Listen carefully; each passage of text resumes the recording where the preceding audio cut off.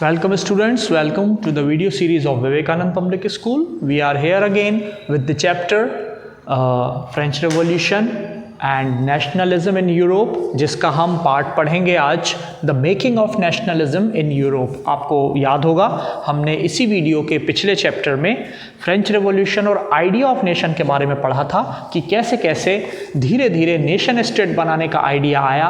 French revolution की वजह से फ्रांस एक देश के रूप में, एक नेशन स्टेट के रूप में उभर कर सामने आया और उसी के साथ बाकी आसपास के पड़ोसी क्षेत्रों को भी नेशन स्टेट के रूप में इमर्ज करवाने के लिए फ्रेंच रेवोल्यूशनरीज ने एक्शन लिया, एफर्ट शुरू किए। एक जगह पर हमने ये भी देखा कि किस तरह फ्रेंच रूल जहाँ जहाँ बढ़ता जा रहा था, क्योंकि नेपोलियन जो है आगे बढ़ रहा था और अपने रूल्स को वहाँ पे फॉलो करवा रहा था, रिस्ट्रिक्शंस लगा रहा था। कई कई जगह तो फ्रेंच आर्मीज, फ्रेंच रेवोल्यूशनरीज को वेलकम किया गया, जैसे हॉलैंड, स्विट्ज़रलैंड, ऐसे ही कई कई सिटी लाइक ब्रसेल्स, मिलान जो कि इटली में है, वॉरशॉ, इनमें the French armies were welcomed as the harbingers of liberty. नई आज़ादी को लेकर आने वाले एक तरह से हम कह सकते हैं एंजल्स, जो हार्बिंजर्स होते हैं, यानी किसी चीज़ को, नई चीज़ को लेकर आने वाले, और वैसा फ्रेंच आर्मी को एक्सेप्ट किया गया लोगों के द्वारा। लेकिन ये जो शुरुआती एंथुसियाज्म था, यानी जोश था लोगों में कि फ्रेंच आर्मीज हमारे यहाँ आएंगी और हमें भी एक देश के रूप में सामने लाएंगी, एक नए देश के रूप में हमारा क्षेत्र जो है उभर कर सामने आएगा, पर ये जो जोश था ये बहुत ही जल्दी फेड होने लगा, कमज़ोर पड़ने लगा, क्योंकि जो नए प्रशासनिक व्यवस्थाएं थी, जो न्यू एडमिनिस्ट्रेटिव अरेंजमेंट्स थे, वो जो है दे did not go hand in hand with political freedom.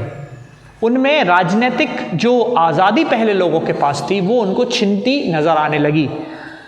Taxation बढ़ गया, टैक्स बढ़ गया, सेंसरशिप बढ़ गई। सेंसरशिप कैसे? जैसे आजकल मूवीज़ में होती है, उस समय पे प्रोटेस्ट करने में, किसी के खिलाफ कोई धरना करने में, न्यूज़पेपर्स में क्या खबरें छापना है, इसके ऊपर जो है फ्रेंच आर्मीज़ का बहुत ज़्यादा प्रभाव पड़ने लगा, रिस्ट्रिक्शंस होने लगे, नियम बनने लगे कि क्या पब्लिक होना चाहिए, क्या पब्लिक नहीं होना चाहिए, इसके ऊपर ज़्यादा नियम बन गए। Forced conscription into the French army, ज़बरदस्ती फ्रेंच आर्मीज़ में भर्ती कराई जाने लगी लोगों की, जो लोगों में जिससे रोष उत्पन्न हुआ। और ये फ्रेंच आर्मीज का क्या फील था या क्या मोटो था कि वो सारे यूरोप को एक तरह से रेस्ट ऑफ यूरोप को कनकर करेंगे, जीतेंगे।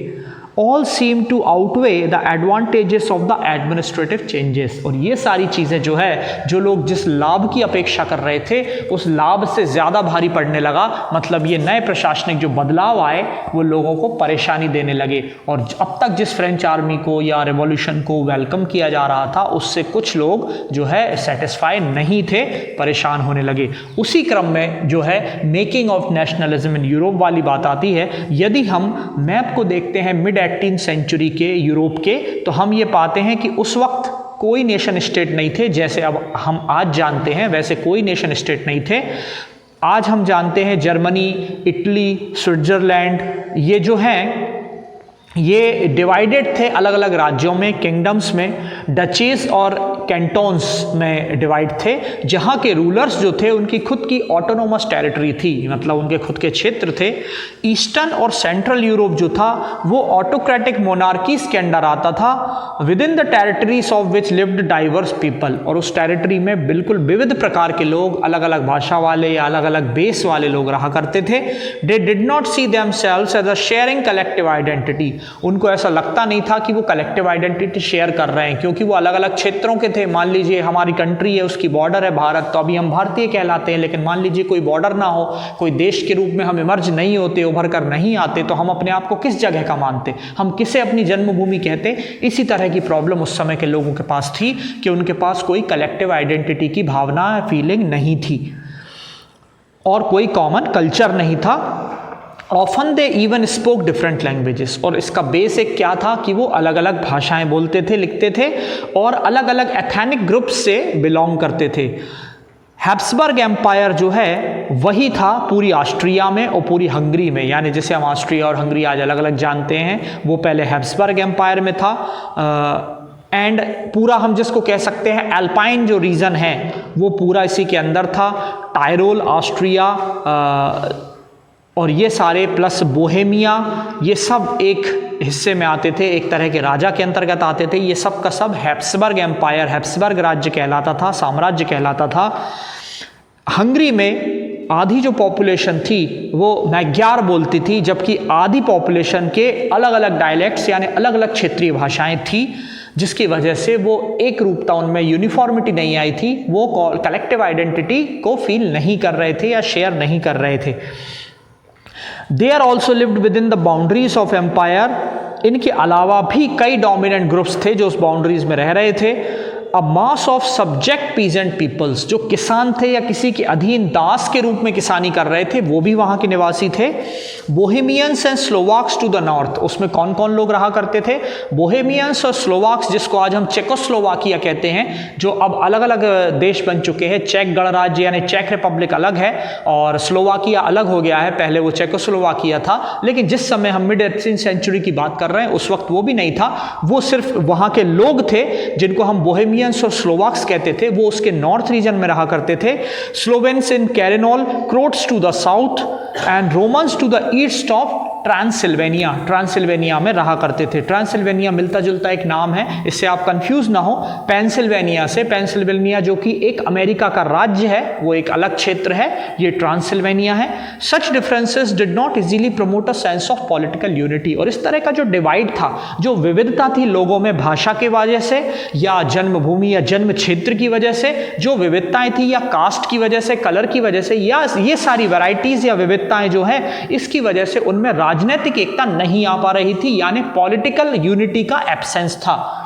The only tie binding these diverse groups together was a common allegiance to the emperor. केवल एक इनको बांधने वाला जो फैक्टर था, जो उन्हें एक डोर में बांधता था या एक जैसी फील कराता था, वो क्या था? एक common allegiance to the emperor, मतलब वो एक ही राजा या मोनार्क के अधीन थे, यही उनकी एक रूपता थी। इसके अलावा वो बाकी सारे क्षेत्रों में अलग अलग फील्ड्स में अलग अलग थे, यानी उनमें डिफरेंट कैटेगरीज थी। The aristocracy and the new middle class, इसके बाद हम बात करेंगे एरिस्टोक्रेसी और न्यू मिडिल क्लास के बारे में। पहले तो आप जानते हैं इस समय में दो ही क्लास हुआ करती थी। बहुत रिच लोग जो एरिस्टोक्रेट होते थे, जिनके पास बहुत सारी ज़मीनें होती थी, जिनके अंडर बहुत सारे पीजेंट्स, फार्मर्स, किसान होते थे, जो इनके अंडर खेती करते थे, बल्कि उन्हें टैक्स भी देते थे। और इसके अलावा सीधी पुअर क्लास होती थी जो बहुत ही गरीब थी, कह सकते हैं कि जो 2 टाइम के खाने का भी ठीक से अरेंजमेंट नहीं कर पाती थी। इस समय कोई मध्यम वर्गीय या मिडिल क्लास नहीं हुआ करती थी। ये जो लोग हैं, ये जो क्लास के मेंबर्स हैं, वो कॉमन वे ऑफ लाइफ से एक दूसरे से कनेक्ट करते थे। जैसे आज होता है कि जैसे एक कपड़े का व्यापारी है, दूसरा शूज़ का शोरूम लेकर बैठा है, कोई किसी और चीज़ को लेकर बैठा है, भले ही वो अलग अलग कास्ट और क्रीड के हों, पर उनकी एक बिजनेसमैन क्लास कहलाती है और वो हर जगह मिलते हैं या पाए जाते हैं, उनकी कलेक्टिव पार्टीज होती हैं। तो इसी तरह वहाँ उस टाइम के भी एरिस्टोक्रेट या जो रिच लोग थे उनका एक अलग ग्रुप था, और मिडिल क्लास जो है बाद में इमर्ज होकर आई। और दूसरे जिन क्षेत्रों पर वो राज करते थे, वहाँ के उनके दास कह सकते हैं या जो उन्हें टैक्स देते थे, वो बहुत पुअर लोग होते थे, उनकी एक अलग क्लास होती थी। उस समय कोई मिडिल क्लास नहीं थी।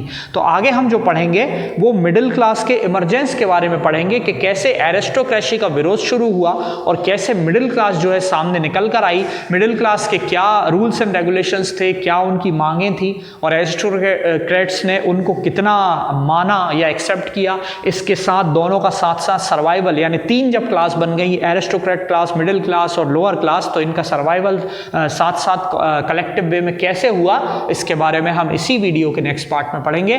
Till then, thank you very much.